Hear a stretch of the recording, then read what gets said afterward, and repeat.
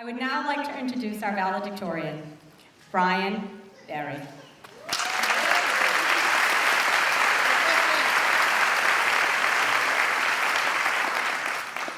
Good afternoon, ladies and gentlemen, or should I say good evening at this point.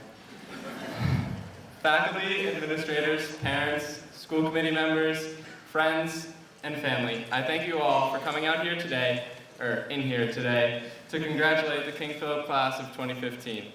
Graduating high school is no small feat, especially when you go to a school that regulates when you can and can't go to the bathroom.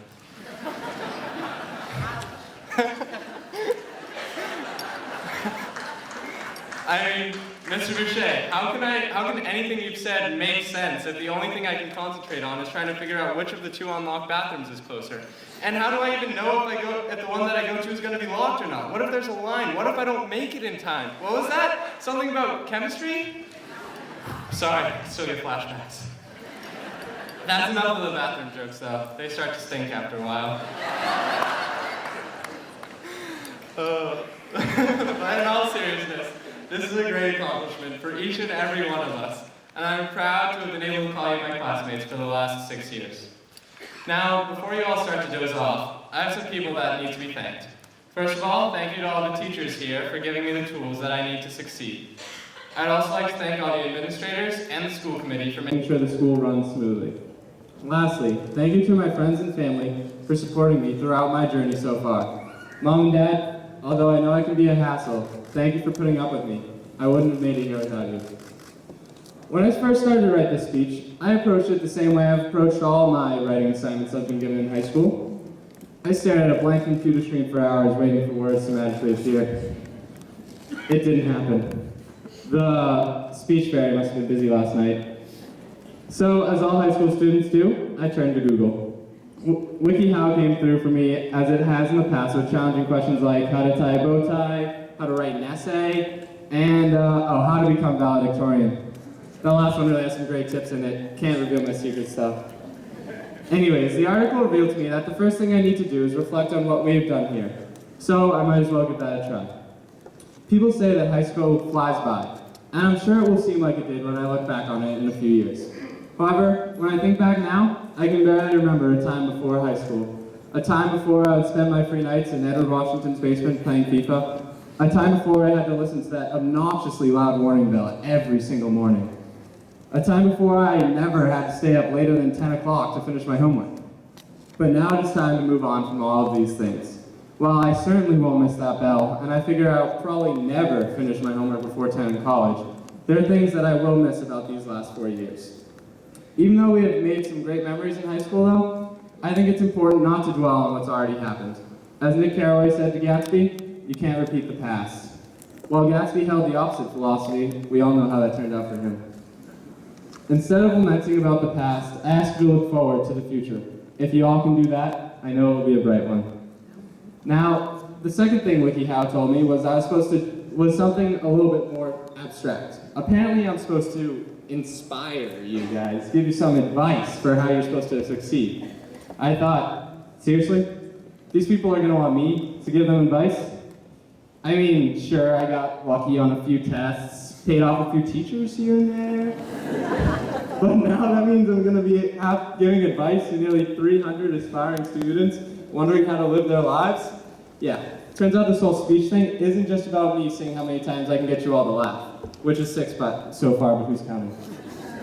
But anyways, no more laughing. Time for some advice. Throughout my journey through high school, I've had many accomplishments. These accomplishments, of course, could not have been achieved without hard work and sacrifice. Not just sacrificing sleep or social life, but sacrificing experiences, sacrificing lifestyles, sacrificing opportunities, and opportunities to look at more than just the world right in front of me and dig a little deeper. To get where I am now, to get where we all are right now, we all had to make similar sacrifices. Some of us may have sacrificed being a straight-A student to focus on a sport for which they had a deep and devoted passion. Some probably gave up going out every Friday night in order to pursue a music career that would bring them joy for the rest of their lives. In order to be standing where I am today, I have sacrificed a lot. To get here, I gave up being the kid who hung out with everyone in the grade and always had a place to go on the weekend. I could not get up in there to ask out the cute girl whom I liked for months to go out with me, but most importantly, I gave up myself. I gave up knowing who I really am and what I'm truly passionate about. Those questions about the future that I know you all get, you know the ones I'm talking about. What are you going to do in college? What jobs do you find interesting? What can you see yourself doing for the rest of your life? All I can ever respond with is, I don't know, or make up some lie just to get everyone off my back. I have absolutely no idea what is going to make me happy in life, and I have yet to find something that I can see myself doing every single day. I can't run around that field on the track and find all the answers I'm looking for. I can't sit down with an instrument and make melodious music that makes all my troubles melt away. Sure, you can Google a lot of things, but if I type in "who is Brian Berry" into that all-powerful search engine, it won't give me the answers that I'm looking for.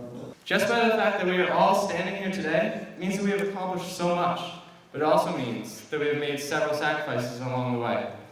In the book, The 5 People You Meet in Heaven, Mitch Albom writes, "Sacrifice is a part of life. It's supposed to be. It's not something to regret. It's something to aspire to. These sacrifices are not failures. They're the empty spaces on your trophy shelf, the experiences you haven't had yet, the opportunities that haven't presented themselves yet, the questions you have yet to answer." So, class of 2015, here's my advice to you. Never stop filling your trophy case. Do not let your sacrifices become missed opportunities or failures. While I know this may sound nearly impossible, I'll give you my own WikiHow article titled "How to Make Brian's Speech and Turn It into Something That Will Actually Be Useful." Step 1. Realize that by making it this far, you have already accomplished so much. Step 2.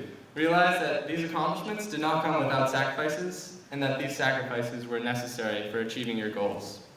Step 3. Figure out what these sacrifices were, whether it was not having as much fun as you wanted to, not learning enough about the world around you, not getting the time to connect to those that matter to you, or any other thing that you wish you could accomplish. Step 5. Take these sacrifices, and for the next 4 years of your life, make them your goals. Dedicate yourself to turning these goals into accomplishments.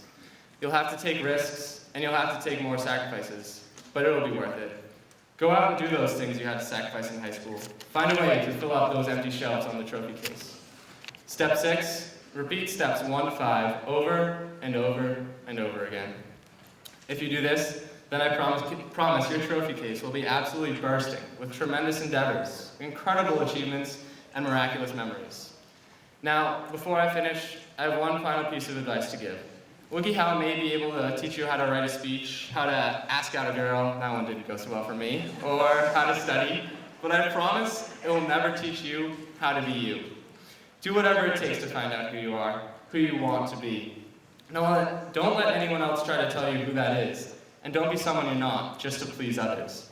And finally, whatever you do, do not let anything get in the way of you filling up your trophy case. Thank you all very much, and congratulations, class.